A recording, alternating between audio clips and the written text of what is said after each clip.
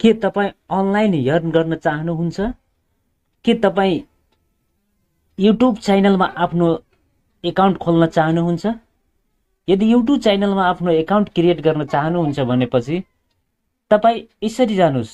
म आज तपाईलाई step by step YouTube account खोलेर देखाउँछु र यसरी तपाई खोल्यो भनेपछि राम्रोसँग तपाईको च्यानल मोनिटाइज हुन्छ र सबै कुरा राम्रो हुन्छ, भ्यू पनि राम्रो आउँछ, सब्स्क्राइबर पनि राम्रो बढ्छ।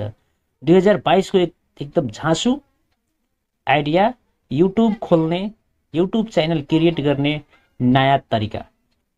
सबभन्दा तपाई पहिला चाहिँ के गर्नुस्, आफ्नो एउटा जिमेल जुन मन पर्ने खालको जिमेल छ त्यो चाहिँ खोल्नुस्। जिमेल खोलिसकेपछि जिमेल खोल्नको लागि तपाई अर्को भिडियोमा म सिकाउने छु, तर जिमेल चाहिँ सबैलाई प्राय जसो खोल्न आउँछ होला। सबभन्दा पहिला तपाई युट्युब ओपन गर्नुस्। युट्युब ओपन गरिसकेपछि तपाई यहाँ माथि कर्नरमा जानुस्। कर्नरमा आइकन हेर्नुभएको थियो, यहाँ दाहिने साइड मोबाइलको माथि दाहिने साइडमा एउटा आइकन छ, त्यसमा ओके थिच्नुस्। थिचिसकेपछि तपाईले यहाँ एरो जस्तो चिन्ह माथि हेर्नु भएको छ, त्यसमा एकपटक चाहिँ टच गर्नुस्। टच गरिसकेपछि तपाईको मोबाइल भित्र जति इमेल आइडी छ सबै खोल्छ। अब तपाईलाई कुन चाहिँ मन पर्छ त्यसमा चाहिँ टच गर्नुस्। म चाहिँ आफ्नो फेभरेट आइडीमा टच गरे। टच गरिसकेपछि फेरि एकपटक त्यही आइडीमा टच गर्नुस्। टच गरिसकेपछि त्यसपछि तपाई योर च्यानलमा जानुस्। योर च्यानलमा गएपछि तपाईलाई पिक्चर हाल्नु छ, पिक्चर हाल्नुस्। जुन पिक्चर हाल्न मन लाग्छ त्यो पिक्चर हाल्नुस्। मैले चाहिँ पिक्चर हाले। म पिक्चर पहिला सेटिङ गरिरहेछु। त्यसपछि म सेभ गरे। सेभ गर्दै अनि त्यसपछि आफ्नो युट्युब नाम दिनुस्। नाम लेख्नुस्। तपाईको के नाम छ त्यो नाम दिनुस्।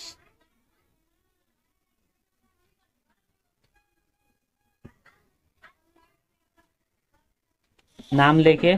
त्यसपछि सेभ गर्नुस्।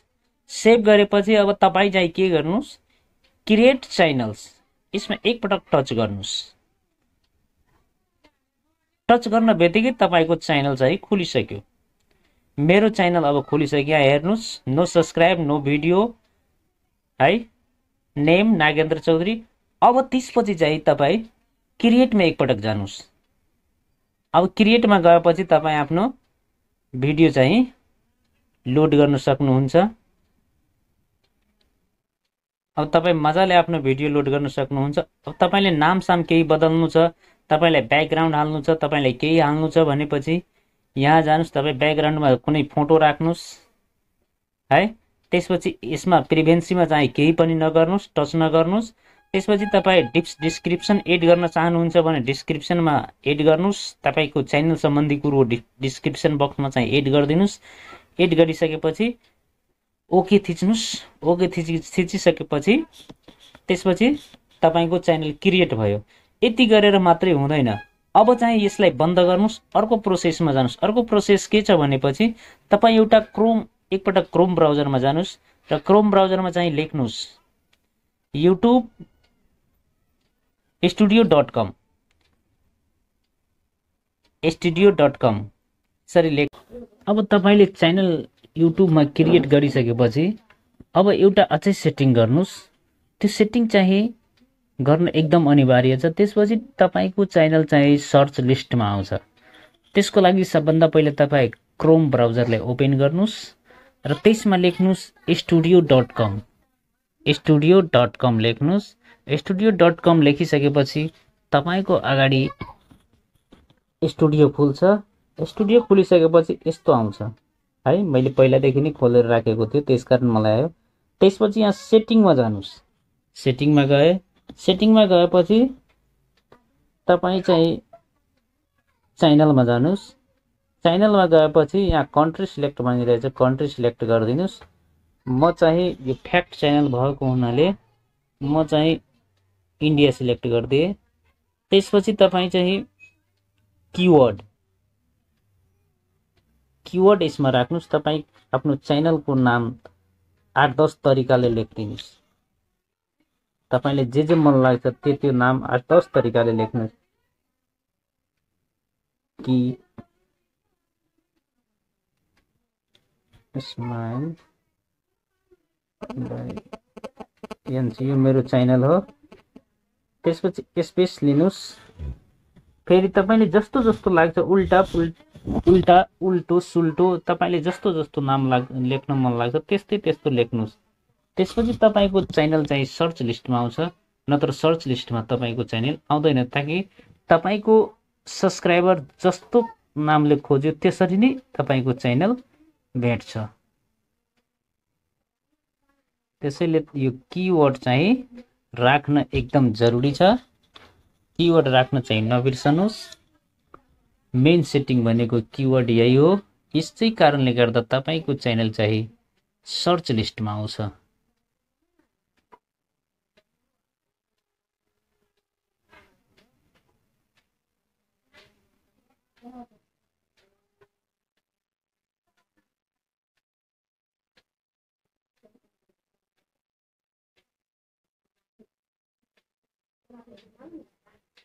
एनसी कीप स्माइल,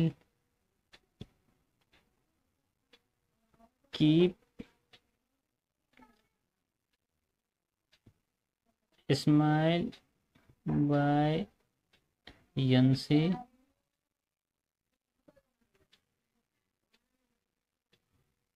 त्यसपछि कीप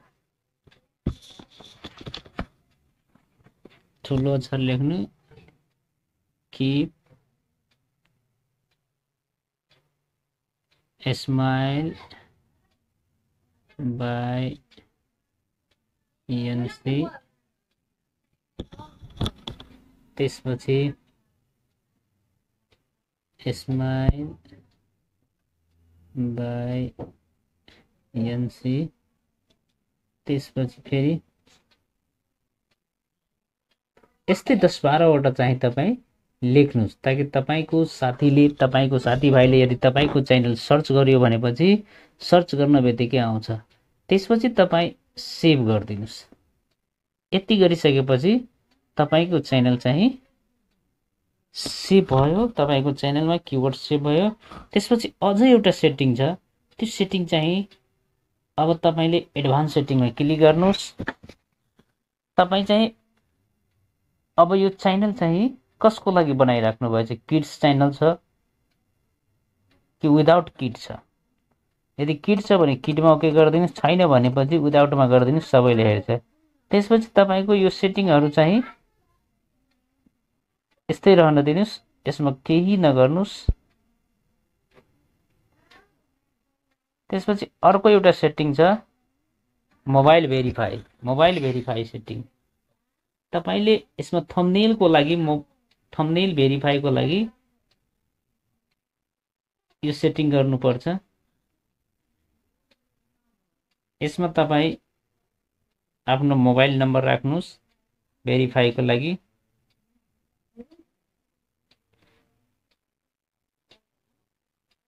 तपाईको जति मोबाइल नम्बर छ त्यो मोबाइल नम्बर यसमा दिनुस्। मैले आफ्नो मोबाइल नम्बर राख्दै छु।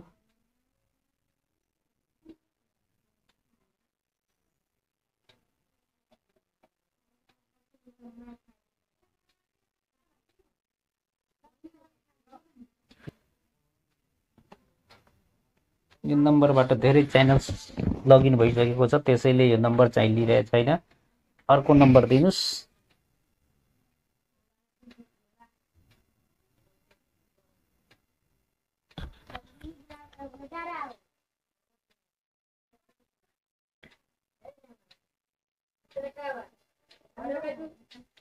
यति दिएपछि तपाई ओके थिच्नुस्। ओके थिचेपछि तपाईको कोड एउटा आउँछ, त्यो कोड यहाँ राख्नुस्। मोबाइल तपाईको भेरिफाई भयो। मोबाइल भेरिफाई भयो, सबमिट गरिदिनुस्। यति गरेपछि तपाईले थम्बनेल लगाउन सक्नुहुन्छ। धन्यवाद।